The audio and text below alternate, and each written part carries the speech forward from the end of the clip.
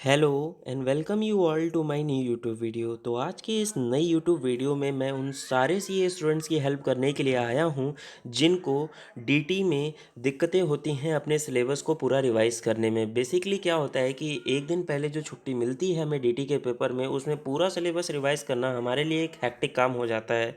तो उसके लिए मैंने एक एक्सेल शीट प्रिपेयर करी है ताकि आपको आसानी हो अपने डीटी को रिवाइज करने में। बट मेरा एक डिस्क्लेमर है, इस वीडियो को प्रोसीड करने से पहले ज़रूर सुन लीजिएगा कि आपको अपने हिसाब से ही डीटी पढ़ना है। बट मैंने एक एक्सेल शीट बना दी है ताकि आपको मेन फोकस किस चीज़ पर रखना है वो इस एक्सेल शीट में आपको पता लग जाएगा। जब भी आप अपने डीटी को गो थ्रू कर रहे होगे तो इन चीज़ों पर आपका कांस्टेंट फोकस होना चाहिए। तो चलिए प्रोसीड करते हैं इस वीडियो में। आप देख सकते हैं टैक्स रेट का जो सबसे पहला चैप्टर है उसमें दो सेक्शंस आपको रीड आउट करने हैं। सबसे पहले 115 बी डबल ए और दूसरा है 115 बी ए सी। अब आप पूछोगे इसमें क्वेश्चन किस तरीके के आएंगे। इसमें क्वेश्चन डेफिनेटली आपको एमसीक्यू से आएंगे because ICAI is not going to test you on practical aspect of these two sections in the upcoming attempt of January 21। हाँ, मई 21 में इससे प्रैक्टिकल क्वेश्चंस बन सकते हैं बट जनवरी 21 वाले साइकिल में इससे प्रैक्टिकल क्वेश्चन बने ऐसा मुझे नहीं लगता। फिर आप मूव फॉरवर्ड करेंगे। हाँ, आप पूछेंगे कि इसका एमसीक्यू किस तरीके का बन सकता है। तो जो नवंबर 20 के लिए आरटीपी आईसीए ने रिलीज़ करी थी उसमें आई थिंक एक क्वेश्चन था 115 बी डबल ए पे। तो आप उसको रेफ़र कर लेना है एक बार, वो बहुत ही अच्छा क्वेश्चन था। तो उस तरीके के आपको एमसीक्यू के लिए प्रिपेयर रहकर चलना पड़ेगा। ओके, फिर सेकंड चैप्टर पे हम मूव फॉरवर्ड करते हैं। कैपिटल गेन है जो, उसमें जैसे आईसीआई रूट सा गया है, कैपिटल गेन से तो वेटेज बिल्कुल ही कम कर लिया है आईसीआई ने। बट आपको इग्नोर कर नहीं चलना है। न जाने किस अटेम्प्ट में आईसीआई आपसे कैपिटल गेन चैप्टर से काफ़ी अच्छे वेटेज का क्वेश्चंस पूछ ले।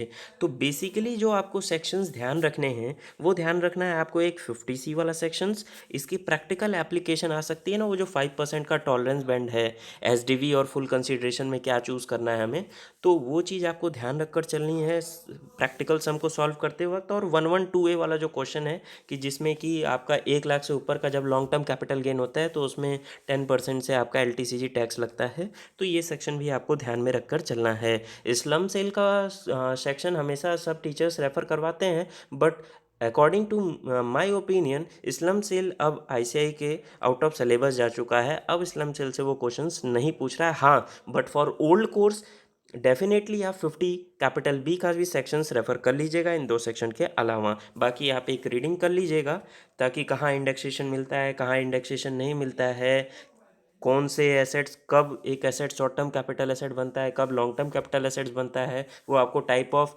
नेचर ऑफ कैपिटल एसेट्स में मिल जाएगा। और इसका जो रेलिवेंसी है ये आपको प्रैक्टिकल रेलिवेंसी पे मिलेगा।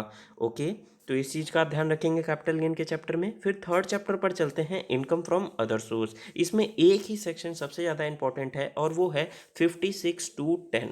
ये सेक्शन आपको बाय हार्ट याद कर चलना है। कभी भी आईसीआई इससे आप पे फुल फ्लैज प्रैक्टिकल क्वेश्चन पूछ सकता है। ओके, फिर हम मूव फॉरवर्ड करते हैं पीजीबीपी में। पीजीबीपी में मैं आपसे कोई भी सेक्शन को चॉइस में नहीं डालूंगा। आपको सारे के सारे सेक्शंस बाय हार्ट अच्छे से याद कर चलना है और उनका प्रैक्टिकल एप्लीकेशन भी क्वेश्चन प्रैक्टिस करके सीख कर जाना है। इसमें प्रैक्टिकल क्वेश्चंस भी आ सकते हैं और एमसीक्यू क्वेश्चंस भी आ सकते हैं। फिर जो अगला चैप्टर आप लोगों के लिए सबसे ज़्यादा इंपॉर्टेंट है वो है टैक्सेशन ऑफ बाईबैक। और मुझे एक्सपेक्टेड है कि इस अटेम्प्ट में जो सेकंड साइकिल है इसमें आपको इस चैप्टर से एक क्वेश्चन मिलने वाला है। और सेक्शन भी आप बाय हार्ट याद करके जाइएगा 115 क्यू है क्योंकि एक ही सेक्शन इसमें रेलिवेंट है।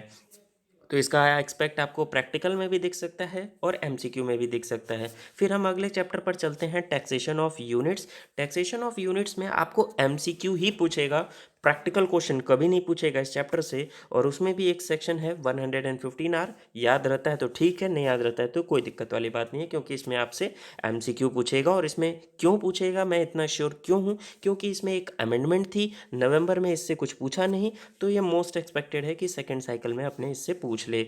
ओके, क्या अमेंडमेंट थी ये आप चैप्टर पढ़ोगे तो आपको समझ में आ जाएगा। अगर मैं अमेंडमेंट भी डिस्कस करने लगा तो मेरी वीडियो काफ़ी ज़्यादा लेंदी हो जाएगी जो इस समय के अनुसार ठीक नहीं है। फिर अगला चैप्टर हम बात करते हैं taxation of firm. I am best sure mark my word, इस जनवरी 21 वाले साइकिल में आपको टैक्सेशन ऑफ फर्म से क्वेश्चन दिख सकता है, बिकॉज नवंबर 20 में इससे एक भी क्वेश्चन नहीं आया फर्म से। पीजीबीपी का फुल फ्लेज क्वेश्चन था, फर्म की टोटल इनकम को निकालने का कोई भी क्वेश्चन नहीं था। तो आप एक्सपेक्ट कर सकते हो, और आपको इसमें जो सेक्शन ध्यान रखना है, बेसिक एकदम ध्यान रखना है, वो है 40 सब क्लॉज बी, और प्रैक्टिकल क्वेश्चन इसमें से आपको आएगा। फिर उसके बाद बात करते हैं टैक्स ऑन एक्रीटेड इनकम। अब आप पूछोगे कि सर आपने इसमें ट्रस्ट के चैप्टर को इंक्लूड क्यों नहीं करा। ट्रस्ट का चैप्टर का अगर आप नवंबर 20 का क्वेश्चन पेपर उठाओगे तो उसमें एक फुल फ्लेज क्वेश्चन ट्रस्ट के ऊपर आ चुका है। तो अब मोस्ट प्रोबेबली सिर्फ ये मैं उनके लिए है कि जिनका प्रिपरेशन कम रह गया हो, या जिनको ये फोकस पॉइंट मैं डिस्कस कर रहा हूँ इस एक्सेल की सीट के थ्रू।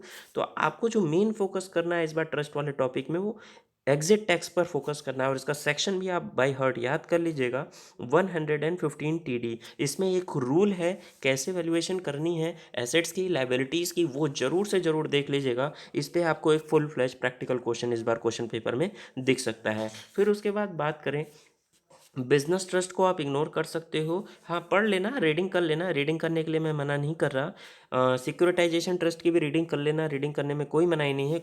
एक आध दो उसमें से एमसीक्यू आ गए तो आ गए, नहीं तो जो मोस्ट इंपॉर्टेंट है इन तीनों में वो है टैक्सेशन ऑफ इन्वेस्टमेंट फंड। इसके पीछे रीज़न है नवंबर 20 में कोई क्वेश्चन नहीं आया है इससे, first of all. Second of all, इसमें एक बहुत ही अच्छी अमेंडमेंट है, जो लॉस कैरी फॉरवर्ड की अमेंडमेंट है, वो आपको ज़रूर से ज़रूर देख कर जानी है। इसमें प्रैक्टिकल एक्सपेक्ट भी दिख सकता है या एमसीक्यू एक्सपेक्ट भी दिख सकता है।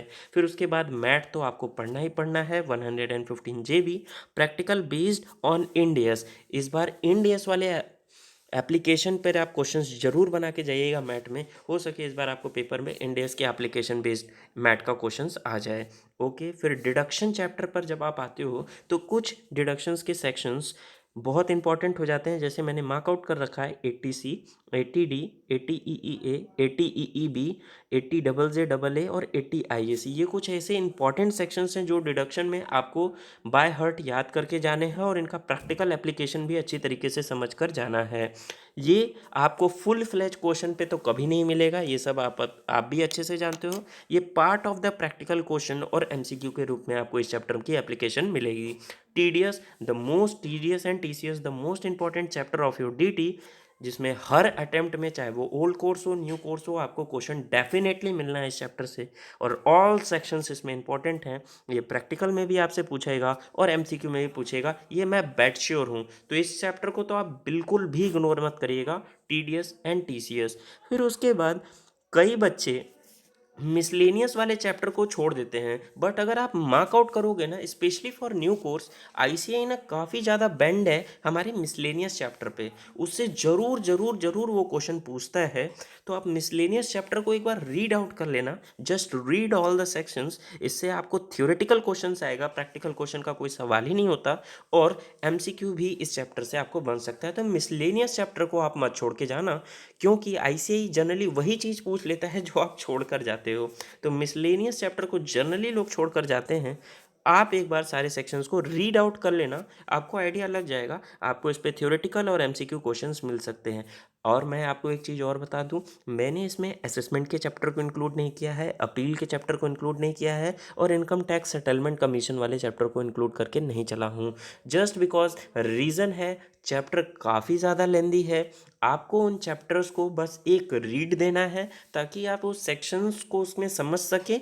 बाकी आप सोचोगे कि आपको डिक्टो क्वेश्चंस मिल जाए एग्जाम्स में, तो वो मिलने वाला नहीं है। आपको सेक्शन की प्रैक्टिकल अंडरस्टैंडिंग होगी तो आप अपने से भी बना के उसका आंसर लिख सकते हो। इसलिए मैंने उसको अपने एक्सेल सीट में इंक्लूड नहीं करा है। तो मेक श्योर करिएगा कि आप उस चैप्टर को भी अच्छे से रीड आउट कर लीजिएगा। Don't go for mugging up the sections, उसमें सेक्शंस को मग अप मत करिएगा, उसमें सिर्फ और सिर्फ आपको प्रैक्टिकल अंडरस्टैंडिंग लेनी है। क्योंकि आप जो पढ़कर जाओगे डिक्टो क्वेश्चंस आपको एग्जाम्स में, जो मैंने चैप्टर्स के नाम लिए वैसे क्वेश्चंस नहीं मिलने वाले हैं। फिर एक चैप्टर मैंने मार्कआउट किया है पेनल्टी का चैप्टर। इसमें भी आप हर एक पेनल्टी को रीड आउट कर लीजिएगा, और स्पेशली 270 कैपिटल ए का प्रैक्टिकल एक्सपेक्ट भी आप जरूर देख लीजिएगा, और इसमें आपको एमसीक्यू के क्वेश्चंस मिल सकते हैं। तो ये सारे लिस्ट ऑफ चैप्टर्स हैं जिसमें डीटी में आपका मेन फोकस होना चाहिए। बाकी सारे चैप्टर्स को तो आपको देखना ही है, बट अगर आपके पास टाइम कम है और आप अच्छा स्कोर करना चाहते हो तो आप अगर इन चैप्टर्स को भी देख कर जाते हो, अच्छे से देख कर जाते हो, तो आई एम श्योर कि आपके नंबर डीटी में अच्छे ज़रूर आ जाएंगे। तो आज के वीडियो में बस इतना ही। इस वीडियो को लाइक ज़रूर करिएगा और ज़्यादा से ज़्यादा बच्चों को शेयर करिएगा, अपने ग्रुप्स में शेयर करिएगा, ताकि सारे बच्चों को जिनको इस वीडियो की नीड है वो देख सकें और अपने डीटी की प्रिपरेशन अकॉर्डिंगली कर सकें।